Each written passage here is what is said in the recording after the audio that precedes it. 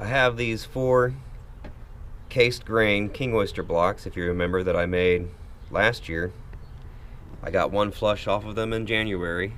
They've just been sitting out here throughout the entire winter. Next to my house, kind of in between my deck and my house, so it has a little bit of low area, a little more warmth next to the house. And you can see, actually, I got some fresh pins coming up right here. Of course, too, there's a lot of old pins that are rotting away. You can see where it tried to make some mushroom cap there, but just got too old and dried out. So, to get these seemingly going again, I got kind of a hoeing tool, a hand hoe, you might say. I'm just going to go ahead and take off this top layer. You can see there's still quite a bit of grain there. I can take all this off. And then I'm going to recase it with some fresh vermiculite mixed with hydrated lime. Maybe add a little bit of extra hydrated lime on the surface of the block just to make sure there's no contamination popping up.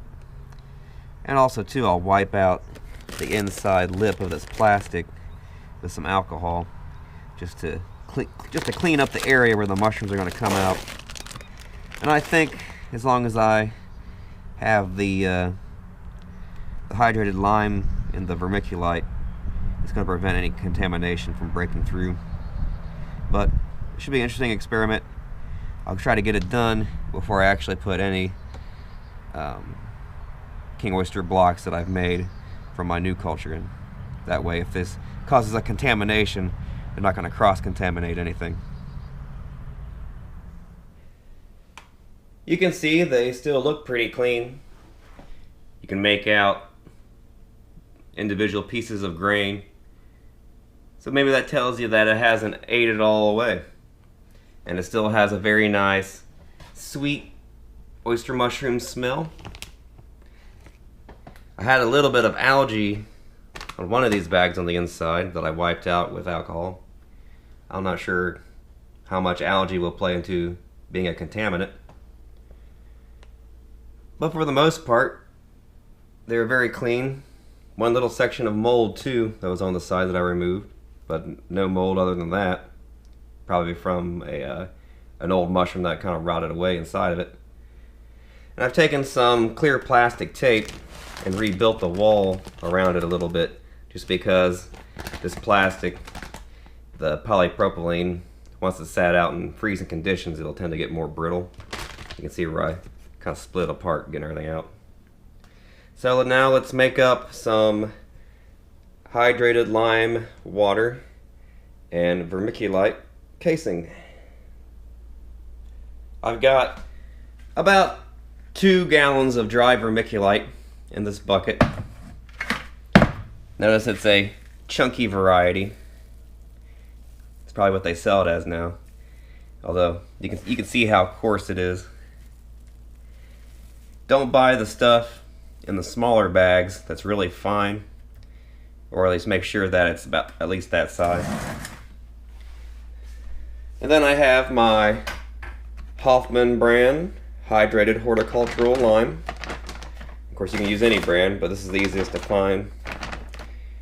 Hydrated lime is different than quick lime or plain dolomite lime. You don't want to ever use any of those. This is the stuff you want. It will raise the pH very quickly, but not so fast that it burns the mycelium. And I'm going to make a gallon of water using 2 tablespoons. Now normally I would just use 1 tablespoon per gallon, but I figure I better give it a slight boost. And of course, not all that might. Oh, something to note too. Hydrated lime always mixes with water better if the water is cold. Make sure you use cold water.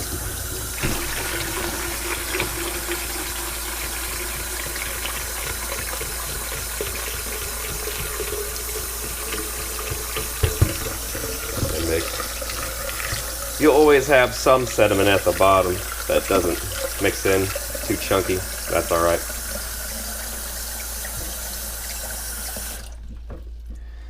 You can see that's cloudy white with the lime. And then I'm going to pour about a half a gallon in there to mix it up. See how far I have to go. I don't know if I have to use the full gallon there.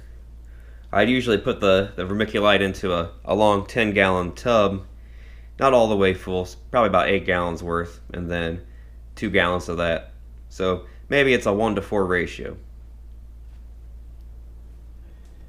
It took 3 quarts of hydrated lime water to get this to where I want it.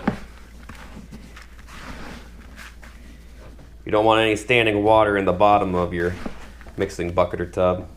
You can see when I grab a loose handful and squeeze it, I get a stream of water that comes out and then stops. That's where I want it. So what I'm going to do is try to get into all the space in between the plastic too, because as these blocks have sat outside and as they've ate away at the nutrition, the volume of the grain has been reduced. So there's some space in between the bag now.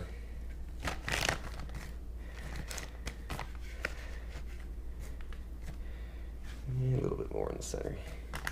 Surface is a bit uneven, so it might look a little bit mounded. I don't want to get it too thick, so I want to leave a lot of this plastic at the top to keep the humidity in.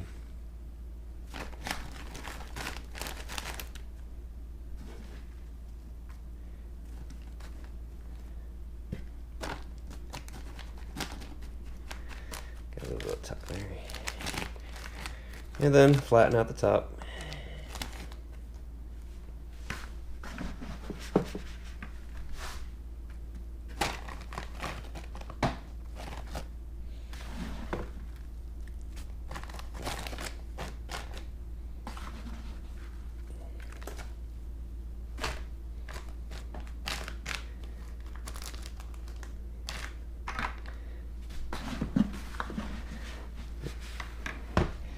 Actually, I'm going to use most of it. It takes a lot of vermiculite to fill in the space in between the bag and the block.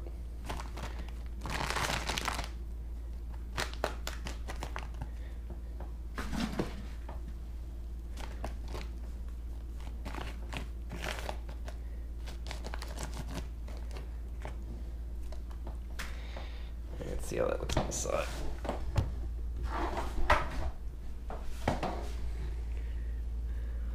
And you can see it goes down about 1 to 2 inches when you look at the side.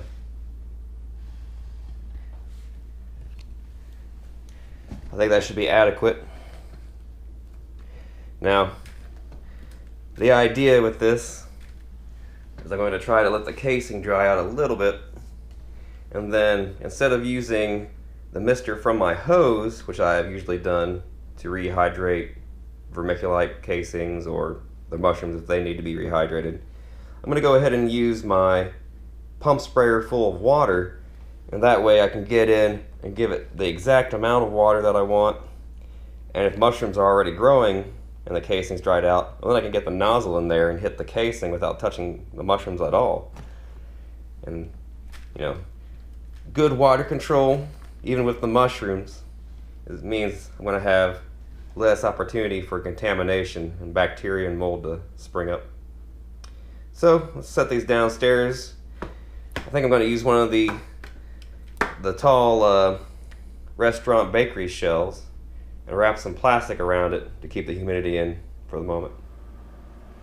I have one of my carts, you can see the empty one over here,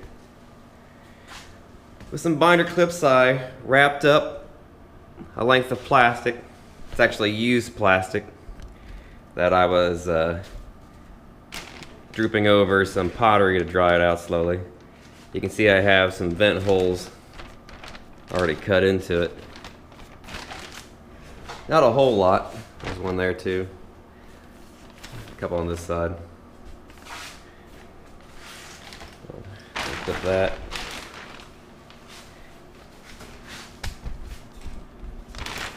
And you can see I have them sitting in here.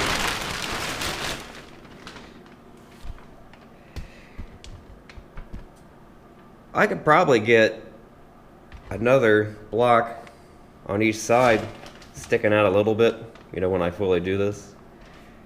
They may be a little cramped, but I think there'll still be enough room, because as long as the mushrooms don't go into these shelf sides too much, that's the thing I'm concerned about. But hopefully they'll stay humid in there. I'll go ahead and open the plastic up once a day and give it a light venting. Make sure the casing hasn't dried out. If it's drying out too fast, I'll close it up some. If it looks like it's staying sopping wet for another 4 or 5 days, I'll go ahead and open some more vents, or open it twice a day. So maybe in about a week and a half, I'll see some pins on the top poking through. Since they already want to pin, it shouldn't be too long.